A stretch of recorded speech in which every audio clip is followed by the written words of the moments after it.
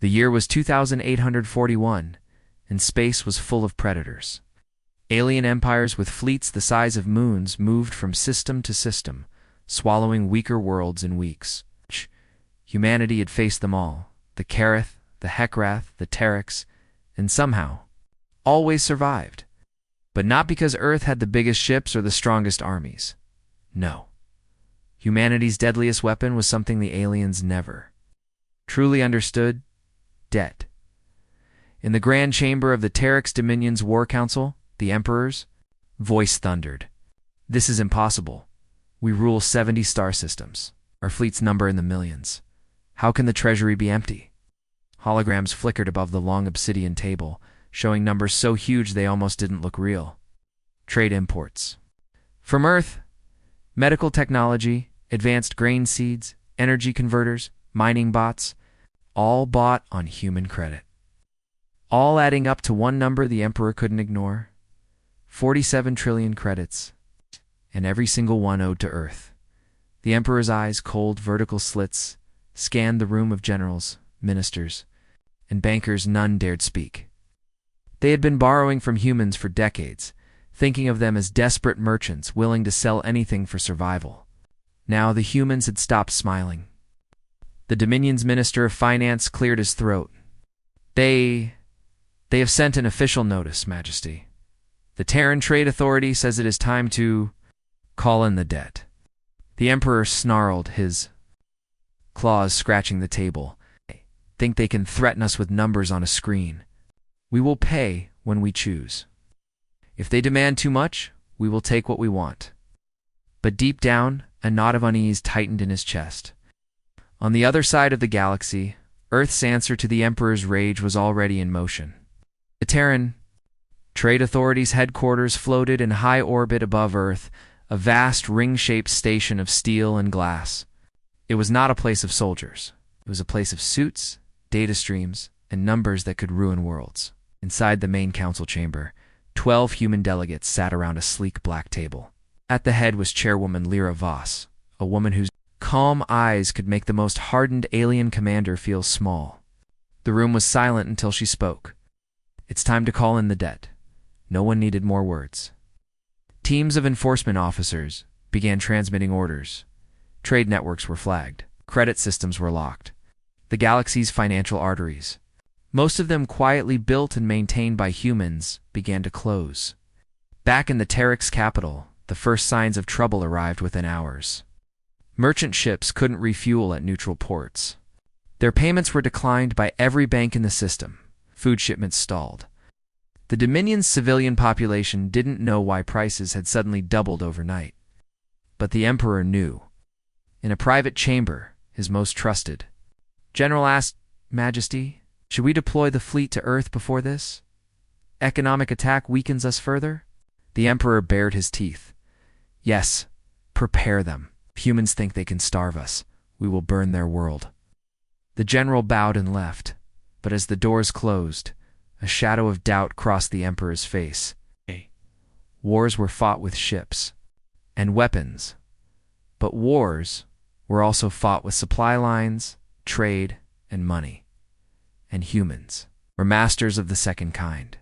Meanwhile, in the enforcement division of the Terran Trade Authority, a man named Cade Wren sat in a dim room, watching the numbers change on his console. Cade wasn't a soldier anymore. Once he had fought aliens in the cold void of space, watching friends die in fire and silence. Now, his battles were fought in credit transfers and market collapses. He zoomed in on a particular sector of the Terex economy. Grain reserves, 14 days. Medical supply chain, frozen. Fuel imports, halted. He smiled. "They'll feel this by tomorrow." The news spread across the galaxy faster than lightspeed communications could carry it. The Terex Dominion, proud, powerful, and feared, was suddenly begging for trade with anyone who would take their currency. But no one would. The humans had seen to that. Rumors began to stir in alien marketplaces. This was not the first time. A century ago, the Hekrath Empire had been crushed not by human fleets, but by their own unpaid bills. Back then, everyone had thought it was coincidence. Now, No one was so sure. The emperor called an emergency address, broadcasting to his entire empire. The alien citizens watched as their leader's voice echoed through the cities. These humans believe they can enslave us with their markets and numbers. We will show them the power of the Terex Dominion. We will not pay. The crowd roared in approval. But in the shadows of the capital, shopkeepers whispered of empty shelves, and parents counted ration packets. In the Terran Trade Authority, Chairwoman Lyra watched a live feed of the Emperor's speech. She turned to her aides. Good. Let him refuse. The longer he resists, the harder the fall. No one in the room questioned her. Humanity had learned long ago that alien wars could destroy billions of lives, but alien bankruptcies could change the balance of the galaxy forever. As the first week ended, the effects deepened. Cargo drones sat idle in orbital docks, waiting for payments that would never arrive. Energy plants shut down in 5 key Terex cities. The military fleet, ready to attack Earth, suddenly found itself without the parts or fuel to move. The Emperor's private advisors begged him to find a way to pay. The Minister of Finance whispered about selling colonies just to clear the debt. But the Emperor's pride was a harder chain than any human contract. Ren sipped a cup of black coffee and watched the numbers keep falling. His console pinged another sector of the Terex economy had gone offline. They still think it's just numbers, he murmured to himself. They still don't realize what happens when you can't pay. And somewhere in the silent depths of space, hundreds of human trade ships waited, not with weapons, but with contracts, invoices, and the most dangerous weapon humanity had ever built. A weapon that no alien shield could stop. The first. Default, the Terex Dominion had weathered wars, plagues, and rebellions for centuries. But it had never faced this. It began with a sound almost no one on Earth would recognize, the chime of a galactic credit system announcing a default. In the Emperor's palace, the Minister of Finance received the message in silence. His scales twitched nervously as he read the flashing words, Terex Dominion credit line suspended. Primary account. In default, it was more than numbers. It meant that across the galaxy, every Terex contract, every promise to pay, every bond, was now worthless.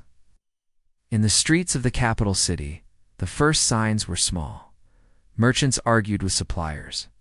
Hover freight companies refused to unload shipments until they were paid in advance. The proud Terex military, used to getting anything it wanted with a single order, suddenly found fuel depots slamming their gates shut. General Carve, commander of the First Fleet, stormed into the War Council chamber. Our attack fleet is stranded, Majesty. Even our own refueling stations. Demand advance payment in Terran credits. We cannot move without bankrupting our reserves. The Emperor's voice was ice. We will move when I command it. But even he could feel the invisible chains tightening. Far above Earth, in the orbiting Terran Trade Authority headquarters, Chairwoman Lyra Voss received the news with a slight nod. Cade, she said to the man monitoring Terex economic collapse, marked the time. This is the first domino. Cade Wren, his face lit by the blue glow of data streams, entered the timestamp into the official record. He had seen this before in the fall of the Hekaroth Empire, the slow suffocation of the Vral Syndicate. The first default was always the point of no return. Once an empire's credit trust evaporated, panic would finish the job. On the Terex homeworld, panic was beginning to spread. Civilian broadcasts tried to calm the population, insisting this was just a temporary trade dispute. The people could see the truth. At the central market, a crowd surrounded a grain merchant. You said you'd deliver this week, Terek's mother shouted. The merchant spread his forearms helplessly. I cannot. The freighters from Earth are grounded. No one will sell me the Terran seeds without Terran credits. And we have none. The argument was caught by a news drone and broadcast live across the Dominion. Within hours, riots began in 3 major cities. Inside the Emperor's war chamber, his advisors argued over options. We must pay them something, the Minister of Finance urged. Offer partial repayment. Promise the rest later. That would show weakness. The Minister of War hissed. should seize Terran merchants and force their hand. The Emperor listened in silence. He had built his rule on fear and strength, not negotiation. But even he could feel the ground shifting beneath his claws. Finally, he gave an order. Contact the humans. Tell them we will discuss terms. On the orbital station above, Earth Chairwoman Voss received the message with the faintest of smiles. Discussion is acceptable, she said. But they will speak on our terms. On the Dominion's outer colony of Korath Prime, the planetary governor received a message from a neighboring system. They say Earth is offering trade protection, his aide explained. Medical supplies, food shipments, half the cost. The Dominion charges. The governor hesitated. For years, his people had been taxed heavily to support the Emperor's war machine. Now, the warehouses were empty, and Terek ships no longer patrolled the trade routes. Pirates were attacking, more each day. Within hours, Korath Prime made its choice. Its governor broadcast a single sentence to the galaxy. Korath Prime will honor Terran credit above all else. The message reached the Terek's Emperor's War Council like a dagger. That is open betrayal, the Minister of War shouted. We should send a fleet to burn them from orbit. Oh? General Karv's voice was low, almost defeated. We no longer have the fuel to make the journey, Majesty. The Emperor's eyes burned. In all his reign, he had crushed rebellions with fire and blood. But this was a war with no battlefield and no clear enemy to strike. Far above Earth, in the Terran Trade Authority's orbital headquarters, Chairwoman Lyra Voss read the latest reports with calm satisfaction. Cade, she said, how many systems have switched in the last 3 days? Cade Wren scrolled through the glowing list. 9 confirmed. 4 more are negotiating. And the big one. Rumor says the Vakathi Republic is about to cut ties. With Terex, Voss's eyebrows lifted slightly. The Vakathi were no minor power. They controlled trade lanes that fed directly into the Dominion's core worlds. They switched, the Terex would choke in weeks. On Viakath Prime, the Republic's chancellor met with her advisors in a quiet, secure chamber. Our trade with the Dominion has brought nothing but high taxes and endless demands, she said. The humans offer terms we can actually meet. Her Minister of Security shifted uneasily. Majesty, the Terex will see this as treason. They will retaliate. The Chancellor's eyes hardened. Then let them come. I would rather fight for survival than starve under their debt. With that, she sent the transmission that would rock the galaxy. The Vakathi Republic hereby recognizes Terran credit as the standard of trade. The announcement hit the Dominion like a meteor strike. Markets plunged. Merchants refused to ship goods without Terran credit. Even the Dominion's elite began quietly transferring their wealth into hidden Terran accounts. The Minister of Finance clutched his head in despair. Majesty, if this continues, the treasury will be empty in less than a cycle. The Emperor slammed his claws against the marble table. It's empty. It already feels empty. What is left for us to lose? The minister's voice was a whisper. The throne, Majesty. The throne itself. Meanwhile, humanity's trap continued to tighten. Terran merchant fleets, guarded by small but fast warships, began arriving in systems once loyal to Terex. They carried food, medicine, and luxuries, all sold on carefully managed credit lines. The message was clear. Trade with Earth, and you survive. Stay with the Dominion, and you starve. General Karv stood alone in the hangar of the First Fleet, watching engineers dismantle ships for scrap. The metal would be sold to pay for what little fuel remained. Once, he had commanded a navy feared across half the galaxy. Now he was reduced to guarding empty space, could feel the morale of his officers crumbling, their loyalty thinning with every unpaid salary and every canceled supply run. Chairwoman Voss called a private meeting with her inner circle. We're entering the final phase, she said. The Dominion's allies are falling one by one. Soon, even their core worlds will lose faith. Cade leaned forward, and when that happens, Voss didn't hesitate. We'll move from economic pressure to acquisition. The room was silent. Everyone knew what acquisition meant. It wasn't just about collecting the debt. It was about taking everything, the trade routes, the colonies, even the heart of the Dominion itself. In the Terex palace, the Emperor sat in darkness. No advisors, no guards, just the faint hum of failing power systems. Once the galaxy had feared his name.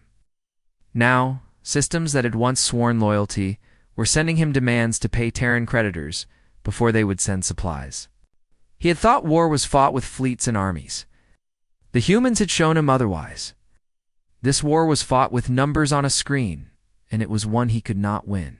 As he stared at the galactic map, more and more worlds turning Terran blue, he whispered a vow to himself. If I cannot defeat them in trade, I will destroy them in fire. The last gambit in the same cinematic third-person style. 900 words, suspense high, simple English so your audience stays locked in. The last gambit, the Emperor of the Tyrex Dominion, had been many things in his long reign. Conqueror, ruler, destroyer of worlds. But never before had he been cornered like this. His empire was bleeding. His fleets were shrinking. Worst of all, the galaxy no longer feared him. The War Council chamber was half empty.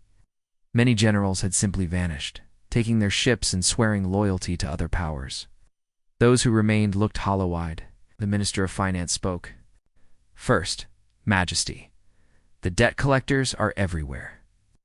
Terran merchant fleets now control the core trade lanes.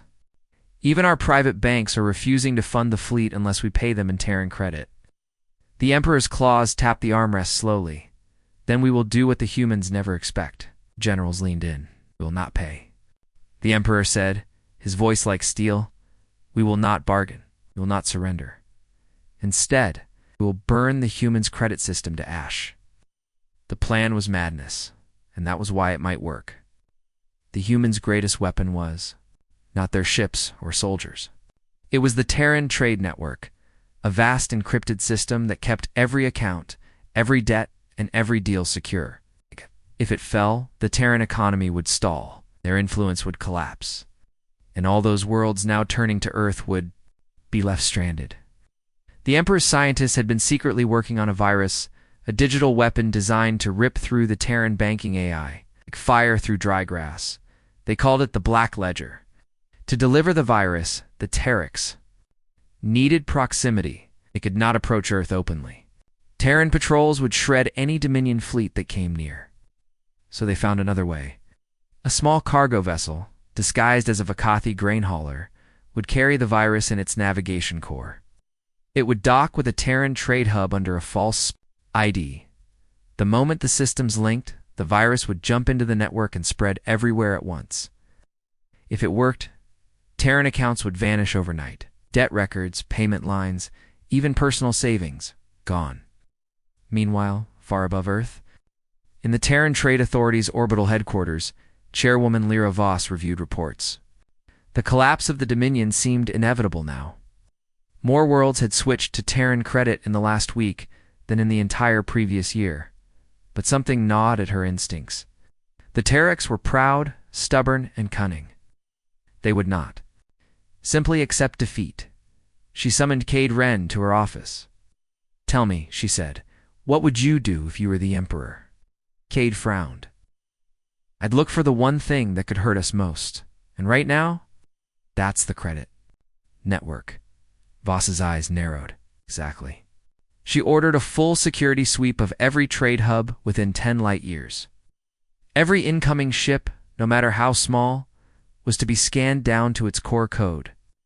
On the far side of the galaxy, the disguised cargo vessel, Harvest Star, drifted into position. Its captain, a hard-eyed Terex veteran named Jorik, had no illusions. This was a one-way mission. The virus could not be sent remotely. The transfer required physical connection to a hub. And once the humans detected it, the Harvest Star would not leave alive. Jorik didn't care. Had seen too many Terex colonies fall into Terran hands. He would die knowing he struck back. As the ship approached the VAR trade hub on the neutral world of Mornes, its forged identity codes lit up green on the station's scanners. Clearance granted. The docking clamps locked. Jorik exhaled slowly and began the upload. On Mornes. Terran Security Officer Anya Harl was monitoring routine traffic when an alert flashed across her console.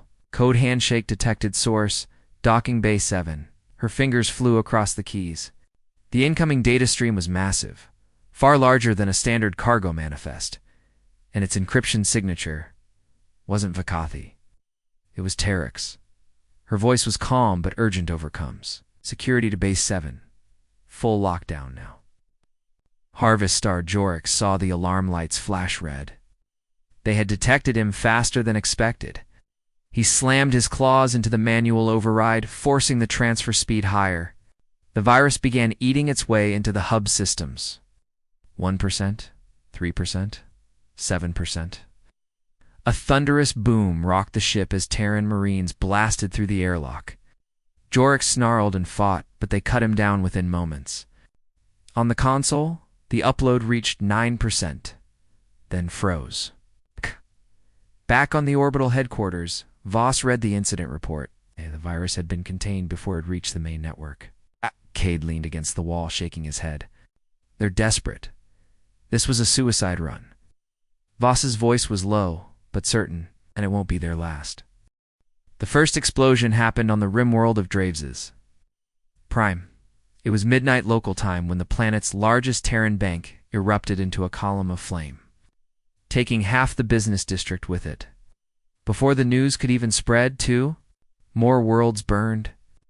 On Koresh 2, orbital trade docks collapsed into the atmosphere. On Velern Station, a Terran diplomatic office vanished in a single, blinding flash. By sunrise Earth time, there had been 9 separate attacks, all perfectly timed, all on key Terran assets. And every broadcast carried the same message, transmitted in the cold, harsh tones of the Terex Emperor. You may own our debt, humans, but you will pay for every credit in blood. In the Terran Trade Authority's war room, Chairwoman Lyra Voss stood over a glowing map of the galaxy. Dozens of red points flared, marking every strike. They're hitting trade hubs, banks, supply lines, but they're not just random, said Cade Wren, scanning the data. These targets, they're all debt collection centers. The Emperor's making a statement. Voss's face was hard. He wants the galaxy to see us bleed. He wants them to believe Terran credit isn't safe. General Corwin, head of Terran Defense Command, leaned forward. Then we respond with overwhelming force. We can take the Dominion's capital within a month. But Voss shook her head. That's exactly what he wants. A war we have to pay for. The longer we fight, the more we spend.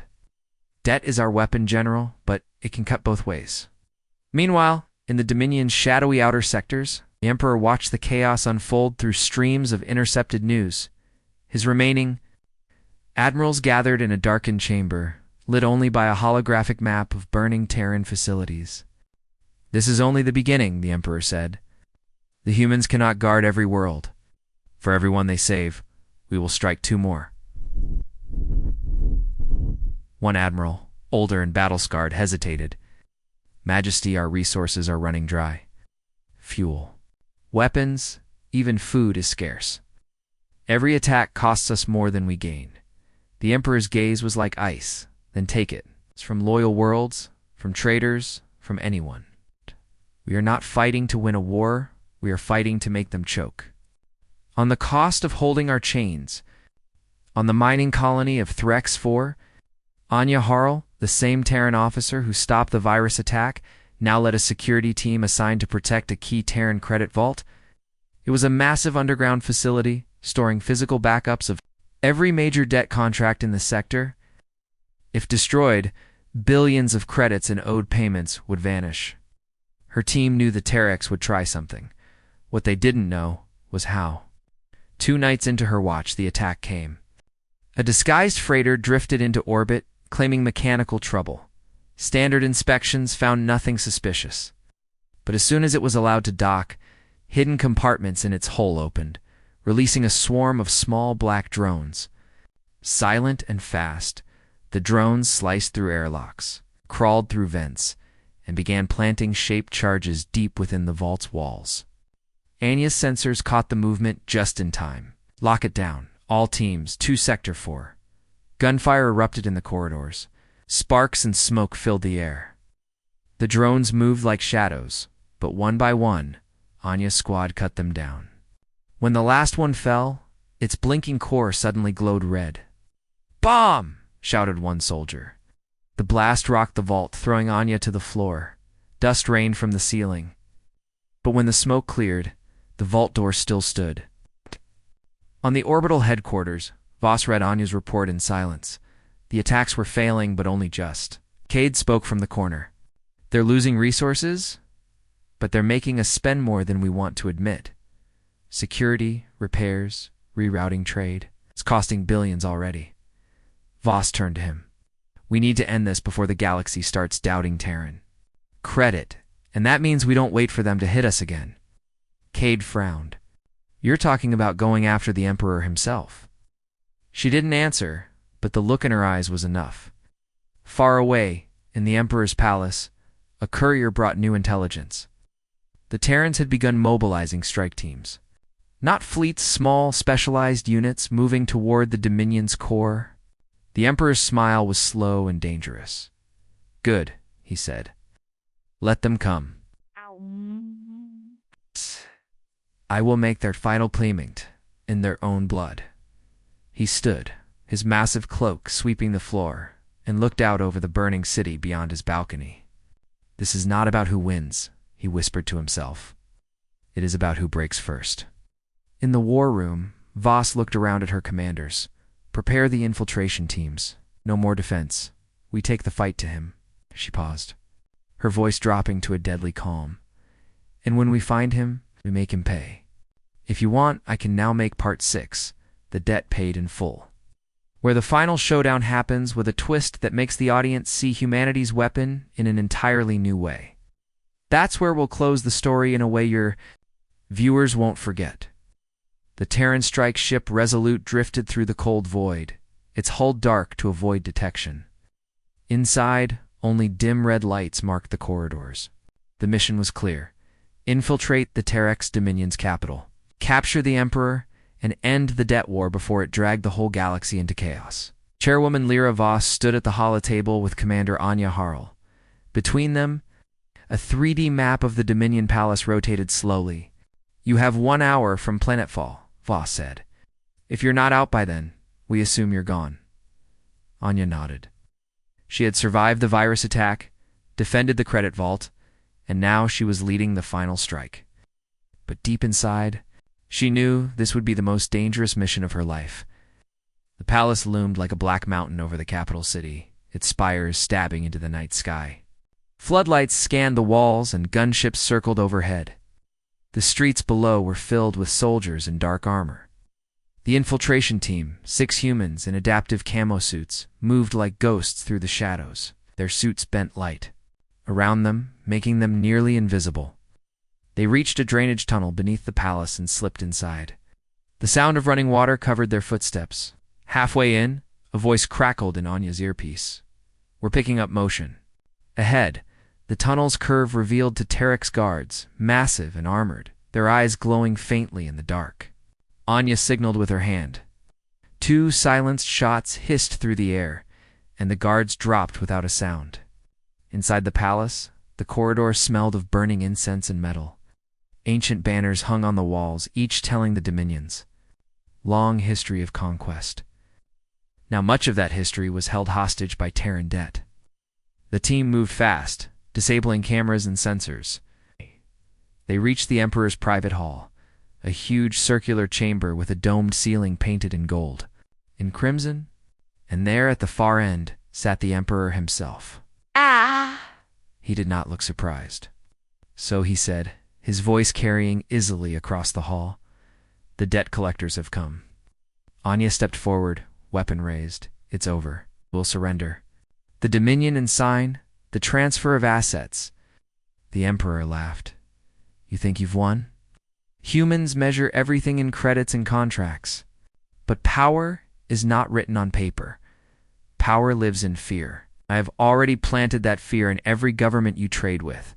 You've lost fleets, worlds, and allies." Anya shot back. "You're out of time." The Emperor's smile widened. He tapped a small device on his armrest. Across the city, alarms began to wail. The palace trembled. From orbit, Voss watched as dozens of explosions bloomed across the Dominion's capital. The Emperor had activated self-destruct charges on key infrastructure banks, trade ports, communication hubs. He was destroying his own economy to keep Terran credit from ever being repaid. Cade Wren turned to her. If those go down, the debt is worthless. We'll have nothing to hold over them. Voss's jaw tightened. Then we make the debt worth more to him alive than dead.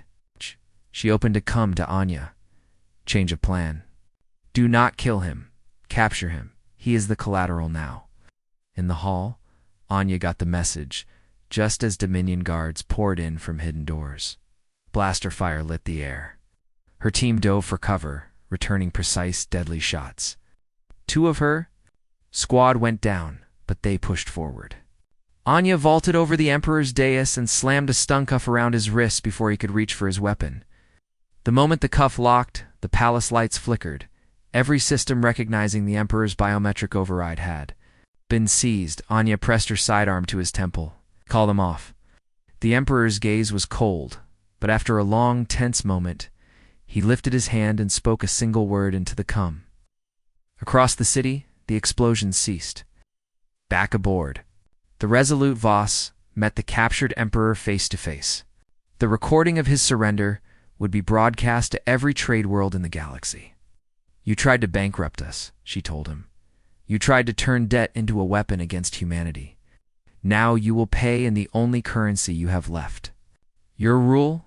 The Emperor said nothing. But the look in his eyes was not defeat. It was something colder. Weeks later, the Terex Dominion signed the largest debt settlement in history. Billions of credits worth of resources flowed into Terran control. The galaxy watched, and human credit became stronger than ever. But somewhere, in a hidden prison deep beneath an unmarked Terran outpost, the Emperor sat in silence, waiting. Because debts could be repaid, but grudges could last forever.